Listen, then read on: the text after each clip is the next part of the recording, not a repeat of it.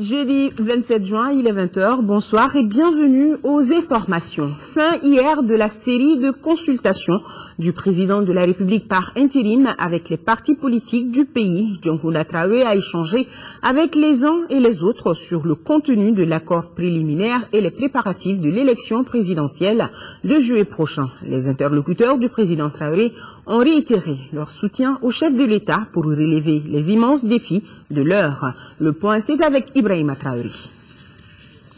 Les Maliens sont appelés aux urnes le 28 juillet prochain pour élire un nouveau président de la République.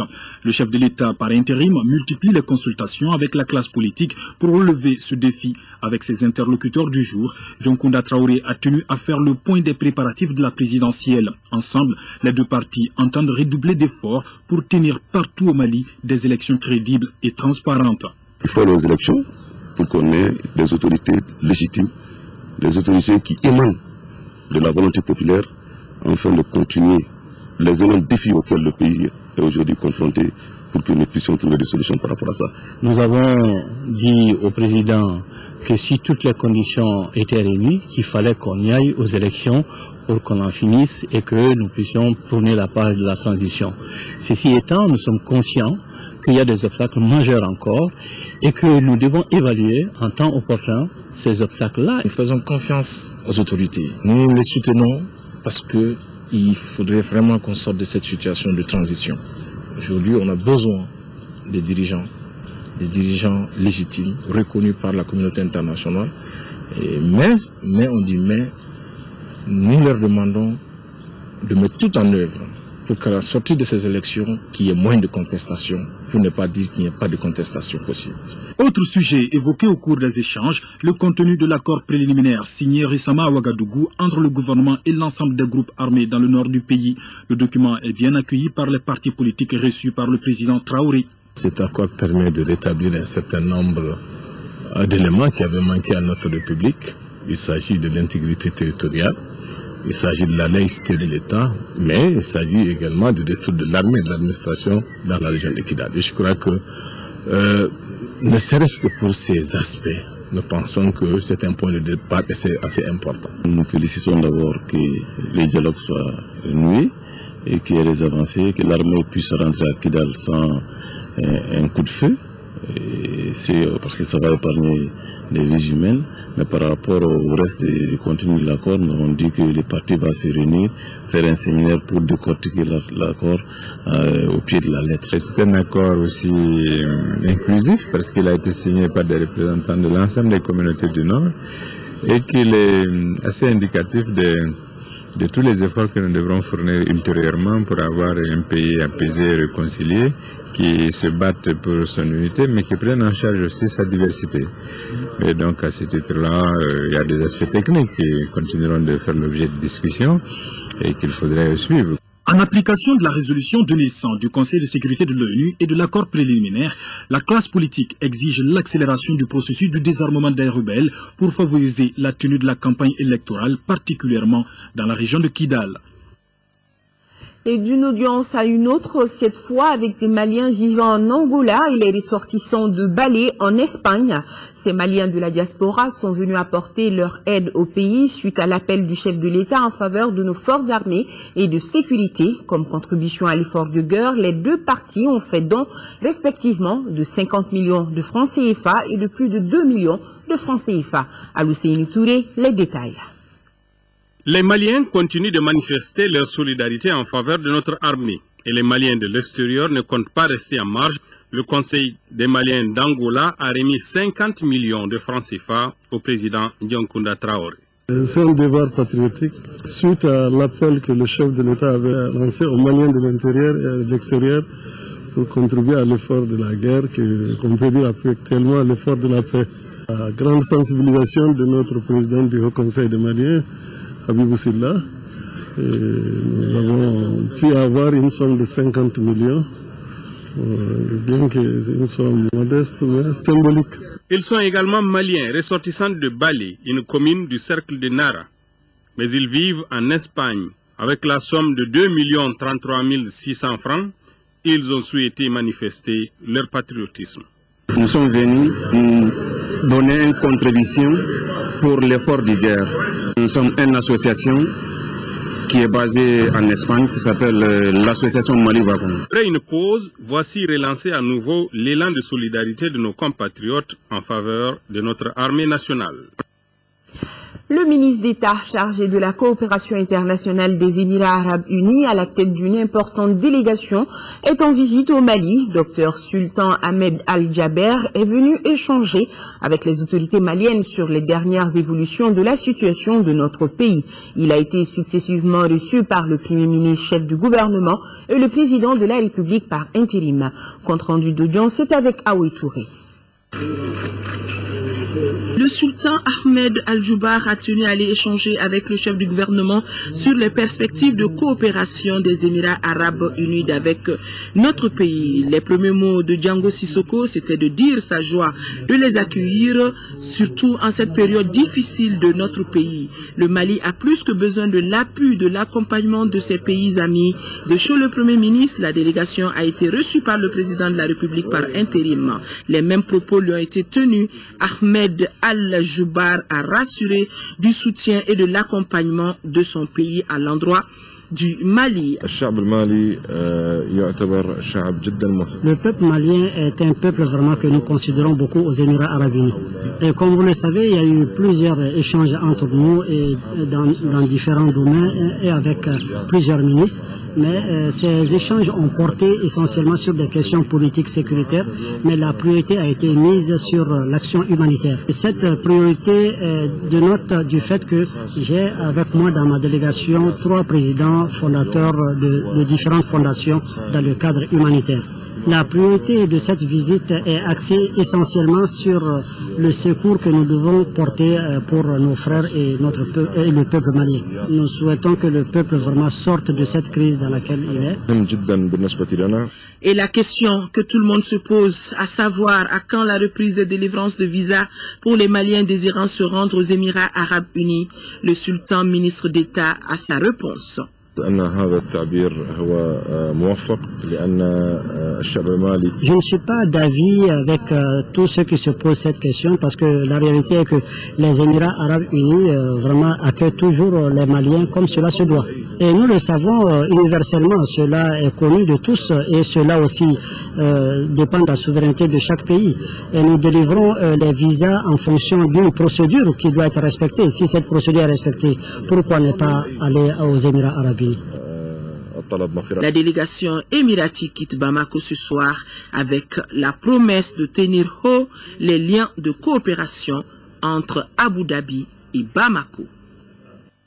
Restons avec la délégation des Émirats arabes unis. Elle s'est entretenue ce matin avec le président de l'Assemblée nationale, Younousi Touré. Cette audience a été suivie d'une séance de travail au ministère des Affaires étrangères à Koulouba. Les Émirats arabes unis s'y disent être aux côtés du Mali pour instaurer la stabilité sur l'ensemble du territoire. Reportage Brahma Traoré.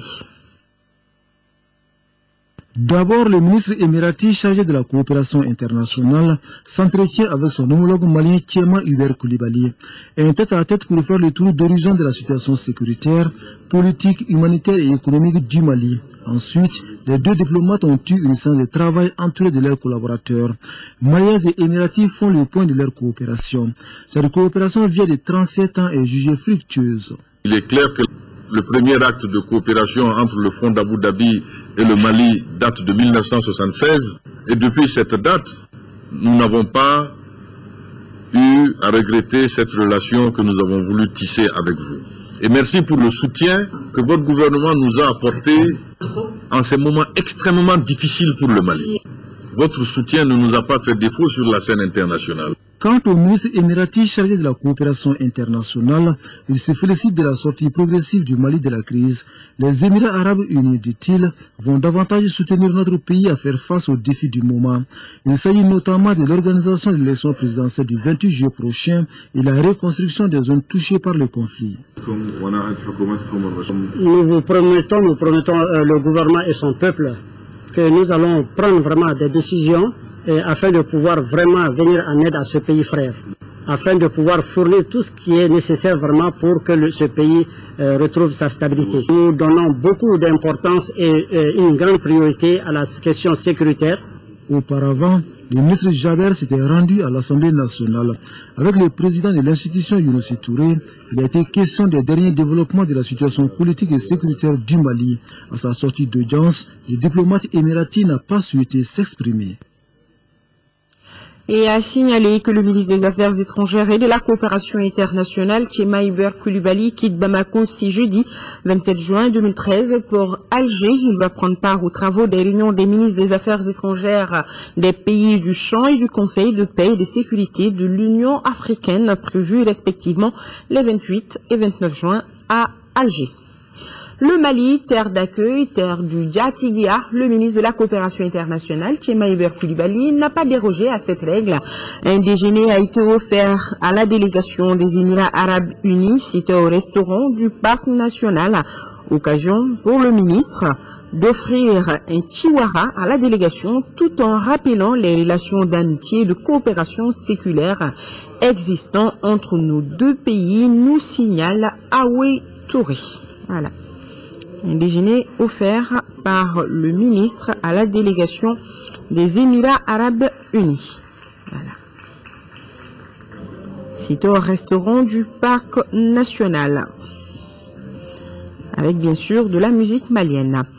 Direction l'hémicycle où le ministre de l'administration territoriale, de la décentralisation et de l'aménagement du territoire était interpellé ce matin par le député Khalifa Doumbia à propos des cartes Nina, précisément sur les incorrections sur ces cartes. Il a été question aussi de la levée de l'immunité parlementaire de certains députés. Cette dernière question a été remise à une autre session de l'Assemblée nationale, nous précise Mahamadou Doumbia. Cette séance plénière de l'Assemblée nationale a débuté par les questions orales adressées par le député Khalifa Doumbia à l'endroit du ministre de l'administration territoriale, de la décentralisation et de l'aménagement du territoire, Moussa Sinko Koulibaly. Selon les derniers chiffres du RAVEC, il semble que le nombre d'électeurs identifiés soit environ 6 877 449. Et des informations que nous parviennent, le nombre de cartes imprimées serait de l'ordre de 8 millions. Il ressort visiblement un différentiel de quelque 1 122 551 non personnalisés. Sur la base des prévisions que nous avions eu à faire par rapport au nombre d'électeurs, les cartes Nina, on avait commandé 8 millions. Mais ce qui se passe actuellement, les cartes Nina produites l'ont été sur la base du seul et unique fichier des électeurs potentiels fourni à la société Morpho par la DG, à travers le ministère de l'administration territoriale. Le nombre de cartes Nina produites est exactement égal au nombre d'électeurs figurant sur le fichier originaire de la DG, à savoir 6 877 449 personnes. Il n'y a pas une personne de plus, il n'y a pas une personne de moins. Et il n'y aura pas une carte de plus d'imprimé. La commande portait sur 8 millions. Les autres cartes sont des cartes vierges qui seront scellées sous la supervision de la CENI. Au bout du compte, le député Khalifa se dit satisfait. Reste maintenant aux électeurs d'aller retirer leurs cartes. La réussite des élections en dépend. Les délibérations sur les demandes de levée d'immunité parlementaire ont été renvoyées à demain vendredi. En deuxième lieu, les délibérations sur les 16 projets de loi ont été aussi renvoyées à une prochaine session. Enfin, les débats sur la relance de l'économie nationale ont été enclenchés. Ces débats font suite à un rapport envoyé par le Conseil économique, social et culturel à l'Assemblée nationale.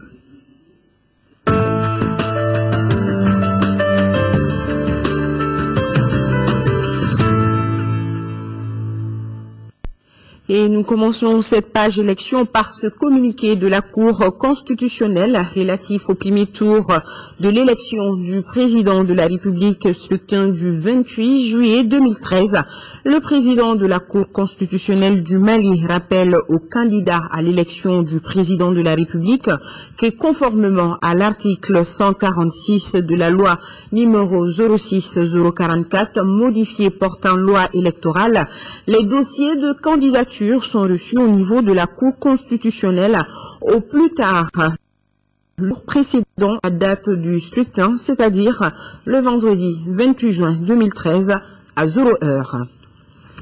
Dans le cadre de ces consultations, le comité de suivi du processus électoral du ministère de l'administration territoriale a rencontré cet après-midi les représentants des partis politiques. Ensemble, ils ont fait l'état des préparatifs de l'élection présidentielle. L'équipe technique rassure que la date du 28 juillet sera respectée pour le premier tour. En ce qui concerne la situation de Kidal, le matériel électoral sera acheminé dans les tout prochains jours.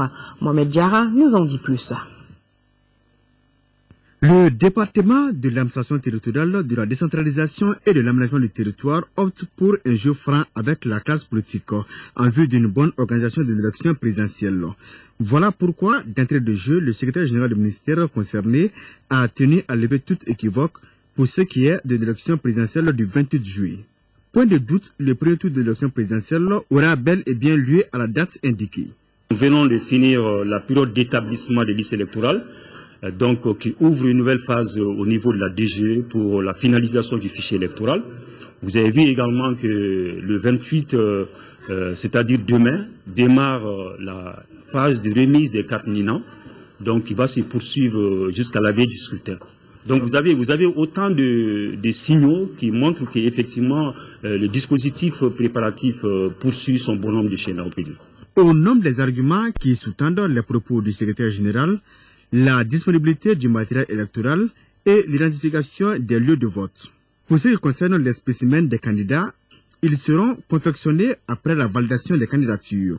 125 000 agents électoraux seront mobilisés et formés. Des assurances notées par les représentants des partis politiques.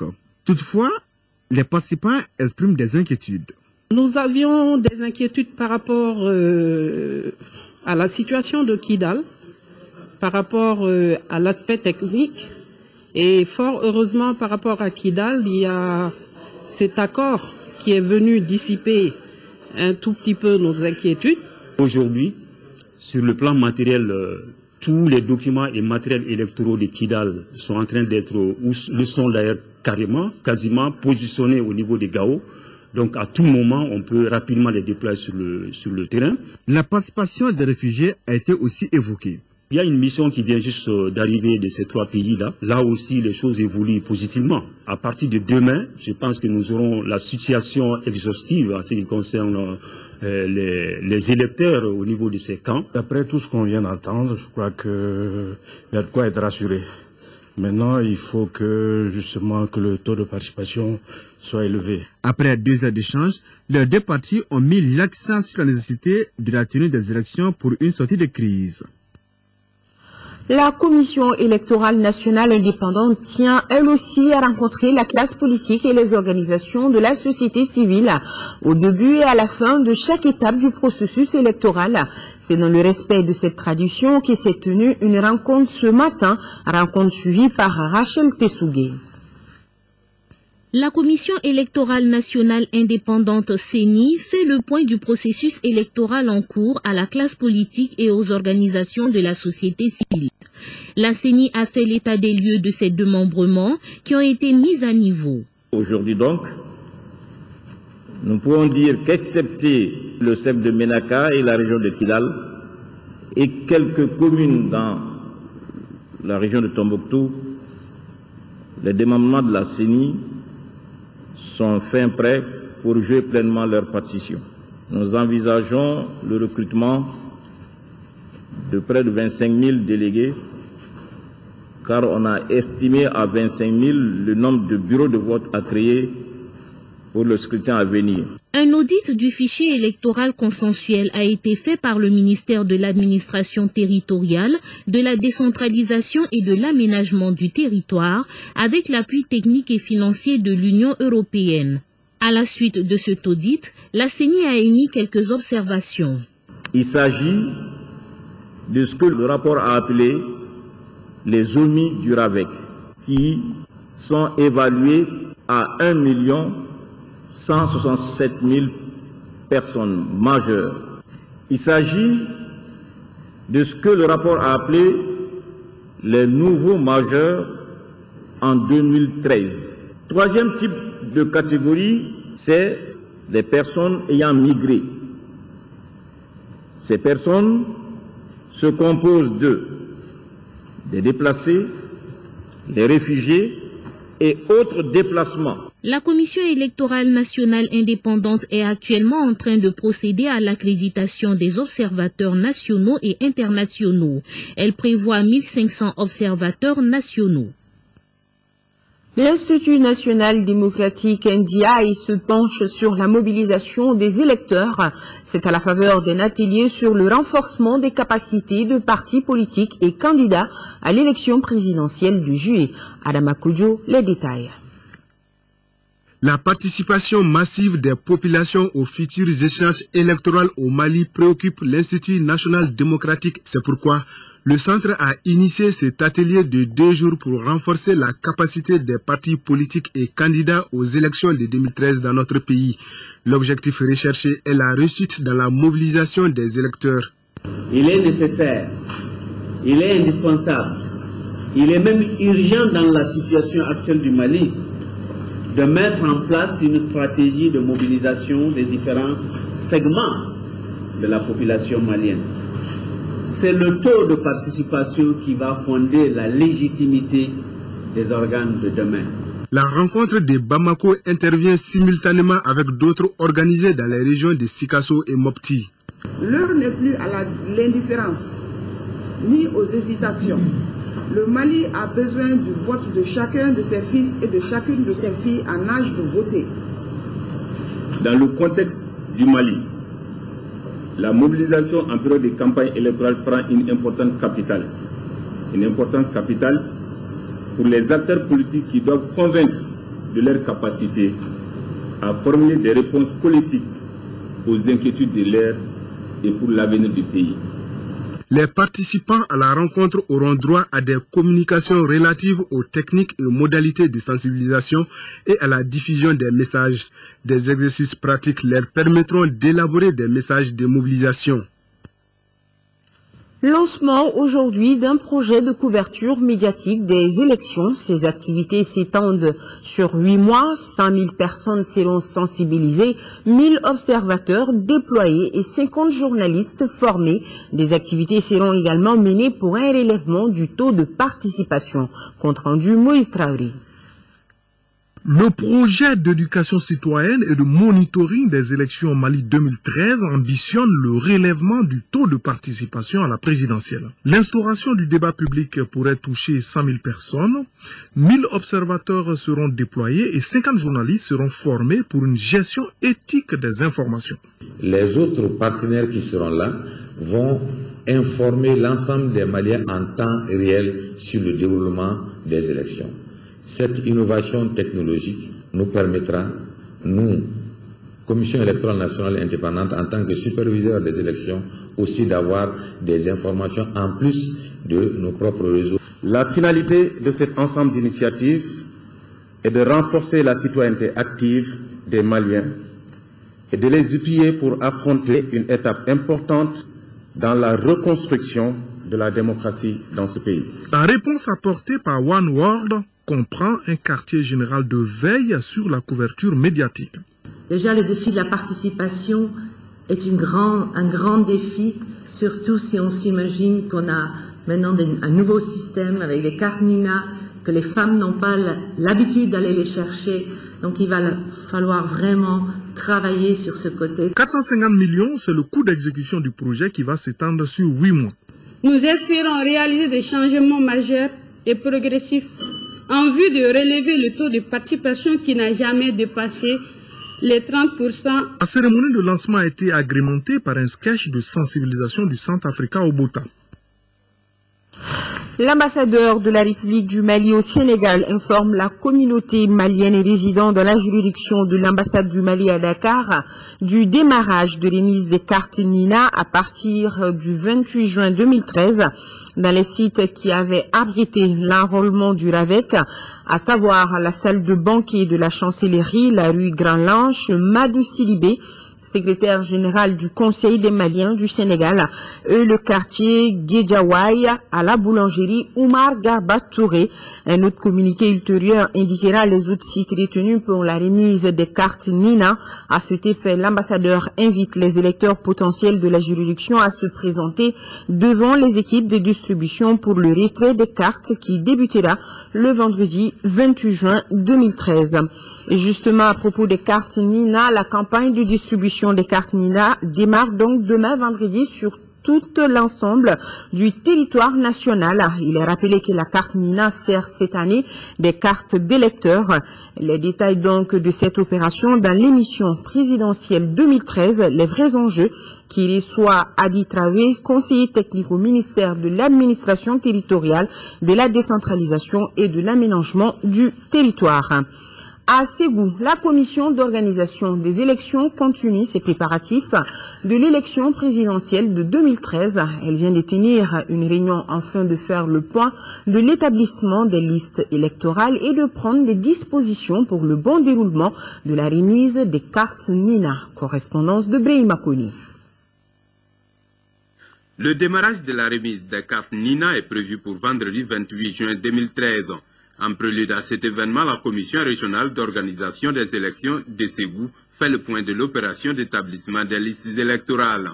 Nous avons enregistré au niveau de la région, en ce qui concerne le nombre d'électeurs ayant sollicité le transfert, 8669 électeurs pour le transfert, pour la radiation 8810 sur, disons, les électeurs potentiels d'1 790.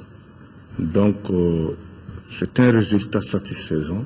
Cette réunion est une phase décisive permettant de prendre des dispositions nécessaires à l'augmentation du taux de participation et à la sécurisation du scrutin du 28 juin prochain. C'est pour dire à l'ensemble de la population, à l'ensemble des électeurs, encore une fois, de se mobiliser, de répondre à l'appel et d'aller retirer leur carte. Seule la carte Nina peut permettre à une personne, à un électeur, de voter le 28 juillet 2013. Le gouverneur de région Thierno Boubacar Cissé conclut que tout sera mis en œuvre pour mobiliser la population à aller accomplir l'un de leurs devoirs civiques qu'est le vote. Des femmes de Sikasso se mobilisent pour l'élection présidentielle du 28 juillet. Elles ont organisé une grande rencontre, ceci d'une part pour informer, d'autre part pour obtenir une participation massive des femmes au scrutin. Depuis Sikasso, le reportage de Sekou Konati. En initiant la présente rencontre, les leaders des associations et groupements féminins de Sikasso, avec à leur tête les députés Saran Sinaté et Marisila, toutes élues à Sikasso, veulent obtenir une forte implication de la frange la plus importante de la population dans le processus électoral de 2013. Processus qui donne son coup d'envoi le 28 juillet prochain avec le scrutin présidentiel. Et les femmes de répondre massivement à l'appel. Elles sont venues des quartiers, communes et cercles pour partager avec les initiatrices les grandes orientations pour une participation de qualité et massive aux opérations. Occasion pour les députés Saran Sinaté et Marisila d'insister sur l'adhésion des femmes aux démarches préliminaires pour leur participation effective aux différents scrutins. Parmi ces démarches, la vérification de leur présence sur la liste biométrique, le retrait des cartes Nina. Les responsables politiques, locaux, régionaux et nationaux ont salué cette initiative des femmes de Sikasso. Une initiative qui permettra sans aucun doute de relever le taux de participation, toute chose qui conférera au nouveau pouvoir une plus large légitimité. Les femmes musulmanes ont saisi l'espace pour faire des bénédictions pour la paix, la réconciliation des élections apaisées au Mali. Les artistes Bakoro Sidibé Banyana Siaka était également au rendez-vous avec des titres invitant à une plus grande citoyenneté.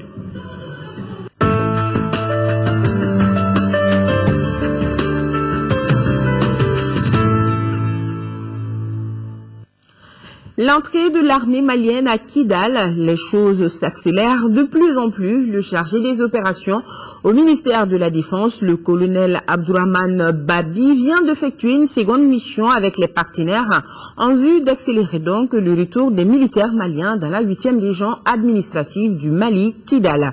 Pour plus de détails, je vous demande de l'écouter. Il est interrogé par Abdul Karim Kaba. Depuis la signature de l'accord préliminaire, la volonté politique, c'est que les forces de défense soient déployées au plus tôt, ce qu'on dit dès la signature à Kidal. Donc déjà le dimanche dernier, nous sommes partis pour nous enquérir de la situation sur le terrain et de convenir des modalités sur les sites de cantonnement. Donc pour des questions d'urgence, nous sommes retournés hier encore. Nous sommes allés même dans la périphérie de Kidal pour voir les sites de cantonnement possibles. Donc les travaux avancent pour que le retour des forces armées de sécurité du Mali, ce qui est éminent, puisse se faire dans de bonnes conditions. Les perspectives sont très bonnes parce que les différents acteurs sont en train de remplir leur rôle. Les forces armées qui doivent être déployées, les éléments sont déjà prêts. Du côté de nos partenaires, Serval nous a appuyés vraiment dans cette mission-là. Les Nations Unies aussi, la MISMA, ils ont vraiment joué leur rôle. Du côté des groupes armés, il reste maintenant d'exécuter la phase de cantonnement. Donc il y a des éléments sur lesquels nous sommes convenus. Nous allons finaliser tout cela certainement aujourd'hui ou demain dans la matinée pour que le déploiement des forces armées qui est éminent puisse se faire dans de bonnes conditions, dans l'ordre et sans heurts. Sur un tout autre plan, le ministre de l'Élevage et de la Pêche a procédé ce matin au lancement du guide pratique de pisciculture artisanale communale à Bamako, un document qui répond aux besoins des pisciculteurs, chercheurs et amateurs de la pisciculture et devra sûrement contribuer au développement de l'agriculture au Mali. Moussa Fane nous le présente. Le guide pratique de pisciculture artisanale communale est désormais disponible pour la bonne pratique de cette activité. Ce document de 95 pages est proposé aux acteurs impliqués dans la mise en valeur des potentialités piscicoles communales. Selon les autorités communales, le document en question devra contribuer à la vulgarisation de la pisciculture au Mali pour un meilleur accompagnement des exploitants piscicoles. Nous attendons beaucoup de ce document-là parce qu'il va permettre d'abord la mise en place des moyens pour pratiquer la pisciculture. D'abord l'entretien des alevins. Le guide leur permettra aussi d'avoir un chemin clair pour la production massive du poisson. Avec ce guide, en fait, nous pensons pouvoir contribuer à améliorer le revenu des populations donc au niveau local. Donc, pour qu'elles puissent déjà faire face à toutes les dépenses. La pisciculture artisanale contribue également à la promotion de l'économie locale. Les ministres de l'Élevage et de la Pêche invitent les acteurs impliqués à diffuser le document. La qualité de ce guide repose sur des fiches pratiques qui permettent d'appréhender toute la rigueur de la pratique de la pisciculture artisanale. Ce document répond aux besoins des pisciculteurs. J'adresse un appel solennel à tous les acteurs impliqués dans la vulgarisation de l'aquaculture en se référant désormais au guide pratique de pisciculture artisanale communale. La pisciculture artisanale communale concerne 15 communes des régions de Koulikoro, Ségou et Sikasso. En 5e région, le ministre de l'Agriculture vient de boucler une visite de terrain qu'il a conduit dans plusieurs aménagements hydro-agricoles. Au menu de la visite, rencontre avec les producteurs et la tenue de la 3e assemblée annuelle du groupement des jeunes agriculteurs de Mopti. Correspondance Yacouba Maïga. Pour cette dernière étape de la visite du ministre de l'Agriculture en région de Mopti, ce sont les initiatives du groupement des jeunes agriculteurs qui ont surtout retenu son attention. Cette organisation paysanne qui regroupe plus de 200 jeunes encadrés par l'officerie Mopti est devenue aujourd'hui une référence dans le domaine agricole en seulement 3 ans d'existence. Dans le domaine de l'agriculture, 50 hectares ont été octroyés par l'officerie de Mopti dans le périmètre moyen de Bargondara et aménagés grâce au concours du projet Terre Mali dans son programme de FOODSAP. Dans la même logique, le ministre de l'Agriculture s'est entretenu avec les producteurs de la région sur le plan de campagne 2013-2014 qui prévoit la subvention de 6 750 tonnes d'engrais au compte de la Direction régionale de l'agriculture et de l'officerie Mopti. Le ministre Berthet a prêté également une oreille attentive aux préoccupations évoquées par les femmes productrices avant de visiter le nouveau siège de la Chambre régionale d'agriculture de Mopti et les bureaux de la Direction régionale de l'agriculture en chantier. La quasi-totalité des périmètres de Mopti sont en difficulté à cause du manque d'entretien des infrastructures. Et des concertations régionales seront menées pour réfléchir sur la problématique de la pérennisation des infrastructures d'irrigation. Les jeunes agriculteurs de Mopti bénéficient également du soutien de certains partenaires comme Care Mali qui a mis à leur disposition une motopompe et ses accessoires, des brouettes et autres petits matériels, ainsi que l'Agence nationale pour l'emploi à travers la Direction régionale de Mopti qui leur a apporté un appui financier de 750 000 francs CFA. Le ministre de l'Équipement et des Transports, lui, était en visite en Chine. Le colonel Abdoulaye Koumaré, lors de son séjour, a rencontré la société Senti Marine en charge de la confection de 2 bateaux au compte de la compagnie malienne de navigation Comanav. Le ministre a également rencontré plusieurs sociétés de fabrication chinoises dans le cadre du renouvellement du parc automobile.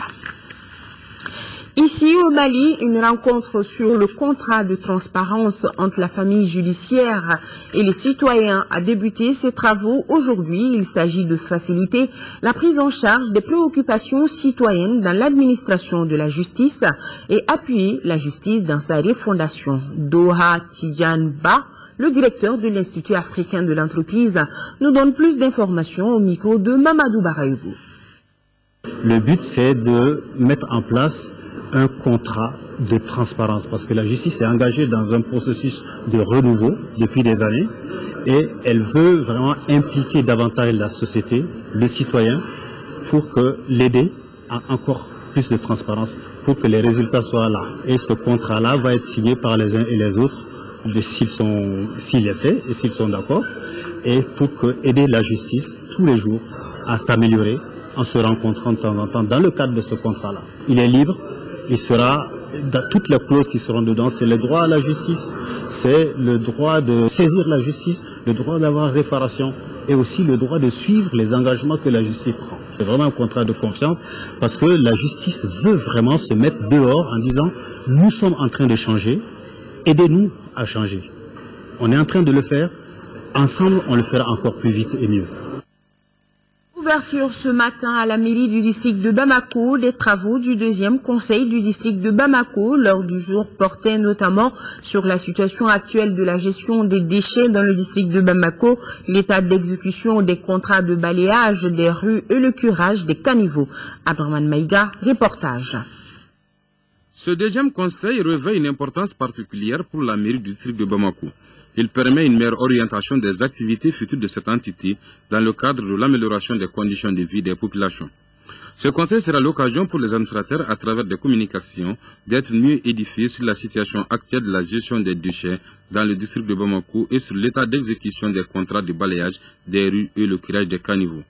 En plus de l'amélioration du cadre de vie des populations, les exposés sur la situation financière de 2012 feront également objet de débat au cours de cette session ordinaire. Le vote du compte administratif obéit à un ensemble de règles qui déterminent sa portée.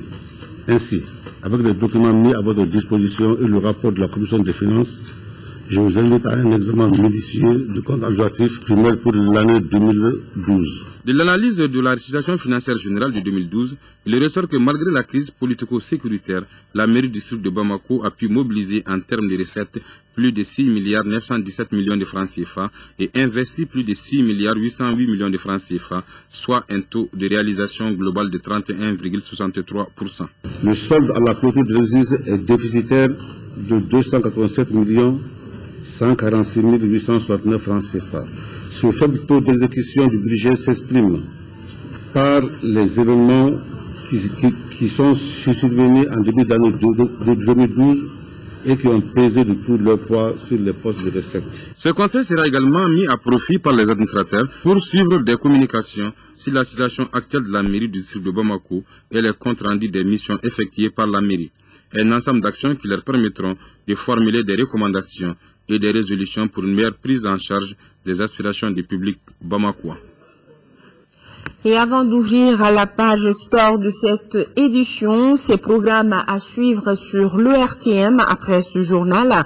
Le Conseil de sécurité des Nations Unies vient d'autoriser le déploiement à partir de lundi prochain de l'AMINUSMA, la mission intégrée des Nations Unies pour la stabilité au Mali. L'interview de la semaine s'intéresse au sujet. Ce soir, Yaya Konaté reçoit Tchema Hubert Koulibaly, ministre des Affaires étrangères et de la coopération internationale de retour de New York. Entretien à suivre après ce journal. Et à suivre ce soir aussi, après l'invité de la semaine donc, les temps forts de la cérémonie de réconciliation et de pardon au sein des forces armées de sécurité, une cérémonie qui a eu lieu hier à Koulouba sous la présidence de John Kounda Traoré, président de la République par intérim. Et comme je le disais tantôt, la campagne de distribution des cartes Nina démarre demain vendredi sur tout l'ensemble du territoire national. Il est à rappeler que la carte Nina sert cette année de carte d'électeur. Les détails de cette opération dans l'émission présidentielle 2013, les vrais enjeux, qui reçoit Adi Traoré, conseiller technique au ministère de l'administration territoriale, de la décentralisation et de l'aménagement du territoire, après donc l'intégralité de la cérémonie de réconciliation et de pardon. Allez, du sport, football. La Fédération malienne de football a harmonisé son calendrier en programmant hier la 24e journée à retard entre l'AS Real et le Stade malien de Bamako. Victoire du Stade malien 1-0 sur l'AS Real. Le résumé, c'est avec Silagatou Sissé. Programmé, reprogrammé, puis reporté, ce match au sommet de la 24e journée en retard, AS Real 2e et Stade malien de Bamako leader, a finalement eu lieu. C'est une sorte de retrouvaille au lendemain du sommet quart de finale de Coupe du Mali, remporté 1-0 par les Blancs du Stade malien après prolongation. Tout laissait présager un second duel électrique. Les joueurs se sont contentés d'un round d'observation jusqu'à la 78e minute. Sur un centre du nouvel entrant, Cheikh SM Kanouté, le vieux briscard Souleymane Dembélé reprend du plat du pied. 1-0, score final. Le Stade malien de Bamako poursuit son parcours sans faute en Ligue 1 avec sa 23e victoire de la saison. Ça n'a pas été un grand match à mon avis entre le premier et le second du championnat, mais il y a des circonstances atténuantes parce que les équipes ont joué il y a 3 jours et je pense que le Real était un peu fatigué. Moi j'ai changé beaucoup de joueurs qui eux par contre manquaient de compétition, donc ça fait que c'était un match un peu décousu et on aurait pu s'attendre à mieux, mais il y a des raisons, quoi. Je suis un peu déçu par rapport au déroulement du match. Je pense qu'on n'a pas fait un bon match. Honnêtement, on n'a pas fait un bon match, on ne s'est pas créé d'occasion de but. Et je pense que ce genre de match pour le gagner, il faut que tu parviennes à avoir des occasions. J'ai senti les joueurs vraiment en deçà de leur valeur. Et je pense qu'il y a un baisse de régime et ça fait partie du football. Et on n'a pas pu techniquement maîtriser le ballon. Et quand c'est comme ça, c'est compliqué. L'AS Real conserve malgré tout sa deuxième place avec 53 points à 4 unités du Djoliba assis. Le Stade malien de Bamako, champion 112 points, prépare sereinement sa demi-finale de Coupe du Mali, prévue ce dimanche contre le Niana de Koulikoro. Sport toujours, la Coupe du Monde militaire Azerbaïdjan 2013 démarre mardi prochain à Bakou. Le Mali prendra part à la compétition à travers l'USFAS. Les militaires maliens quittent d'ailleurs demain vendredi Bamako. Voyons avec Abdul Karim Kaba comment nos représentants ont préparé le tournoi. L'Union sportive des forces armées et de sécurité peaufine sa préparation pour la Coupe du Monde militaire Azerbaïdjan 2013. Avec une trentaine de matchs de compétition nationale cette saison, l'équipe championne d'Afrique en titre n'a pas d'autre préparation particulière à faire. On les a mis dans les conditions d'entraînement. Comme vous le voyez, ils ont un terrain dans leur enceinte déjà, que vous voyez. On les a mis à l'internat. J'attends de mes hommes une très bonne prestation. Je sais qu'il y a du potentiel dans cette équipe. Il y a du potentiel. S'ils acceptent de travailler et d'aller au charbon, j'espère qu'on fera une très bonne prestation à cette Coupe du Monde. Ce genre de tournoi se prépare surtout dans la tête et les acteurs sont requinqués à bloc. Nous sommes motivés. Les militaires d'abord, quand ils parlent même des militaires, c'est la motivation ainsi que la concentration du tout. Nous sommes prêts à aboutir ce Coupe du Monde et il n'y a aucun problème. On a le moral au beau fixe, tout va bien et la situation est très bonne quand même. Nous sommes très très attendus là-bas. On a été champion au Burkina, champion en Côte d'Ivoire. Tout le monde va attendre les champions d'Afrique. Et nous, on ne va pas quand même lâcher de dire que nous sommes champions d'Afrique et on va aller lâcher. Nous, on devrait tout faire pour occuper une place honorable quand même. Car nous allons représenter le pays. Si on prend les bonnes dispositions ici, moi je sais qu'arriver là-bas, ça va pas nous poser des problèmes. Avec la volonté et l'engagement des joueurs, les autorités militaires se disent optimistes. On use vraiment bien de tous les moyens que le commandement a voulu mettre à notre disposition pour préparer cette Coupe du Monde militaire de football. Je suis très confiant malgré nos difficultés dans les championnats nationaux Ligue 1 Orange. Et les matchs de championnat et les matchs de coupe ne sont pas les mêmes. Donc je suis très confiant, surtout qu'on a reçu instruction de notre hiérarchie possible pendant cette compétition. La Coupe du Monde de football militaire est prévue du 2 au 14 juillet à Bakou en Azerbaïdjan. Outre le Mali, l'Afrique sera représentée par le Kenya, l'Algérie, la Côte d'Ivoire et le Cameroun. Le Mali est dans la poule A avec l'Irak, le Canada et l'Azerbaïdjan, pays organisateur. Voilà, nous aussi, nous sommes confiants. Bonne chance donc à la formation malienne. À suivre ce soir également le JT des formations, une présentation de Sila Bachili. Et sur ce se referme cette édition. Merci à toute l'équipe qui a participé à sa préparation et à vous qui l'avez suivi ici et ailleurs. Demain, Amadou Sankaré sera là pour les éditions du soir et Aïssata Ibrahim Maïga pour le matin. Bonsoir et bonne suite de programme sur votre télévision nationale.